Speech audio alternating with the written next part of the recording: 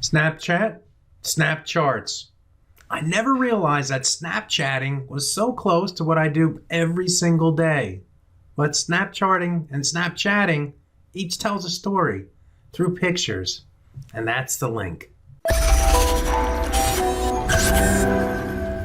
Snapchat finally went public, and when it was said and done, the IPO went to the market at an IPO price of $17 per share and ended the week at $27, a gain of 59% for those lucky enough to get some shares. Honestly, I'm not a user of Snapchat. I know, though, that they compete against Facebook and are most popular among the young 18 to 34 demographics. Well, I'm not in that demographic group. Until this week, I also did not really get what Snapchat's attraction really was. Now, I know it was an app where you take pictures or 10-second videos and then you send it to friends and they view it and it disappears. How could that work? Why would you do that? What's the attraction? It seems the lure of Snapchat is to tell a story with a picture or a series of pictures. It is a way to communicate, to have a chat via a visual snap or picture. Here's a picture of me from this weekend. What story does it tell? Well, I'm with someone close. My arm is around her. I look comfortable. The sun is shining. There are cactus in the background. Where are cactus most likely to be in the United States? Well, in desert areas like Arizona or California. There are also mountains in the background. We are not on the top of the mountain, but we are higher than the valley below us. We have water bottles and are wearing workout type clothes but are layered. So it may be cool, but we are counteracting the coolness by what we are doing, presumably. I am wearing a t-shirt and shorts, but there seems to be a sweatshirt or some other type of clothing here on the bench. The woman has yoga type pants on, a sweatshirt tied around her waist. She also looks like she had some layering involved. What else do we know from this snap, from this picture? Well, it's a remote area. There seems to be some paths below. You can see that with the light brown areas right here. Someone is taking our picture, and there is that ubiquitous Apple phone in the hand. If I then showed this other picture, what more do you know? Well, here I am here, and here's my partner right next to me, so we're still together. It is not just the two of us and our photographer, but a group of people. There is a welcome sign and what looks like to be sponsor logos perhaps underneath that welcome. Lots of the people in the picture are wearing hats and our people are dressed very similarly. If you look closely, there are some dogs as well. Finally, if I Snapchatted this picture, the story would be complete. Aha! It is a hike for the homeless sponsored by St. Joseph's the Worker.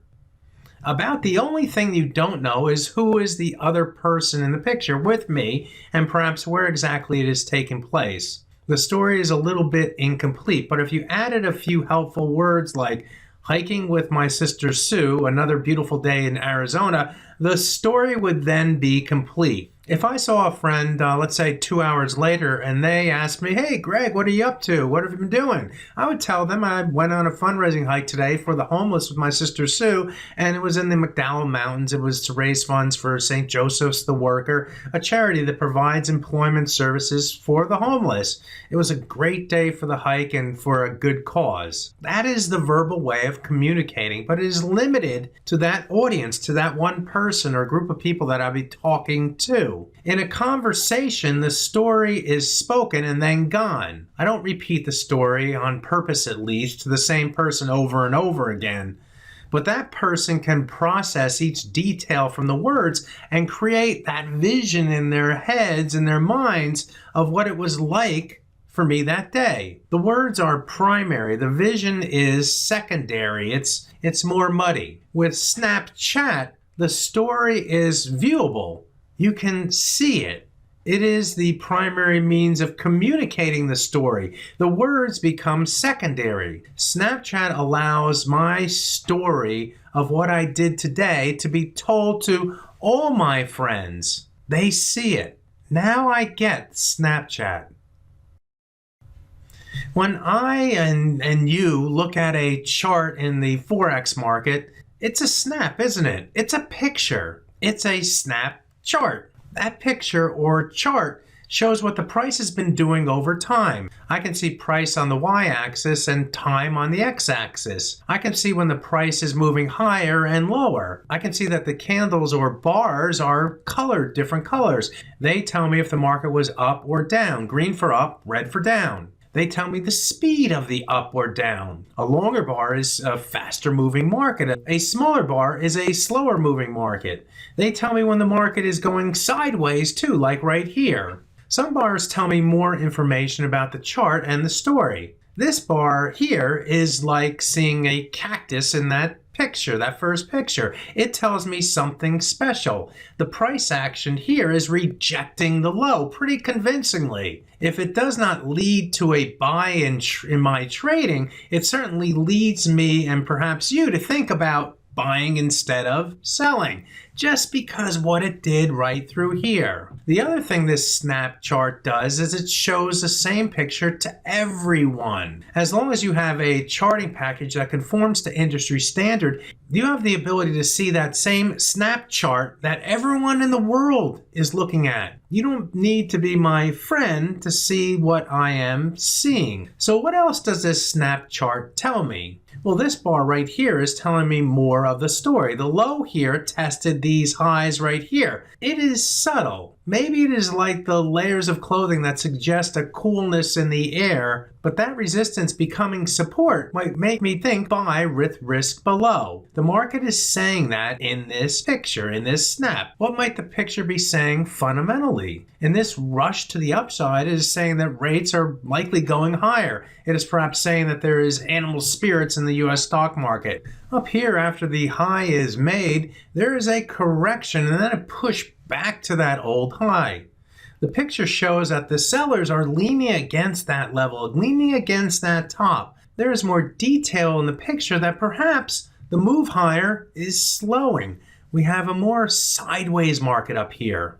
In our snap charts, you can get more of the trading story by adding to the picture as well. Using tools like a trend line gives more confidence that the trend is over. The price breaks below the trend line here, and the correction here stalls ahead of the underside of the trend line. That's more bearish. You can add a Fibonacci retracement and get this picture where the price stalls against the 38.2% retracement. Can you see in the picture a low-risk trade opportunity where you buy here with risk here? I can look at the chart and see that storyline. Then you can add things like moving averages, like the 100-day moving average here. And the snap chart shows support at the 100-day moving average and the 38.2% retracement. And what does the price do? It goes higher. What if the price did not go higher here? I guess that is similar to not knowing that my sister is the woman in the picture. The fact is, there may be elements of uncertainty in our snap chart, like does it go higher or lower from right here? That is not much different than the uncertainty of who the woman it is in the Snapchat. But in the Snapchat, at least you know it is someone I know. In our snap chart, at least you know it is bullish above and bearish below. Okay, I now get Snapchat. It tells your story through pictures. Charts do the same thing. They tell the market story through pictures too. Like Snapchat, that story might be enhanced, become more clear by showing another picture or enhancing the picture with the use of tools. Fundamental stories can be applied as well to bring the picture more to life. Snapchat, snap charts. They're really one and the same. I can't wait to open up my Snapchat account and bombard my son with my Snapchat stories. He'll love it. I know he will. If you like this video, give me a thumbs up. If you didn't like it, give me a thumbs down. My name is Greg Michalowski. Good fortune with your trading and happy Snapcharting.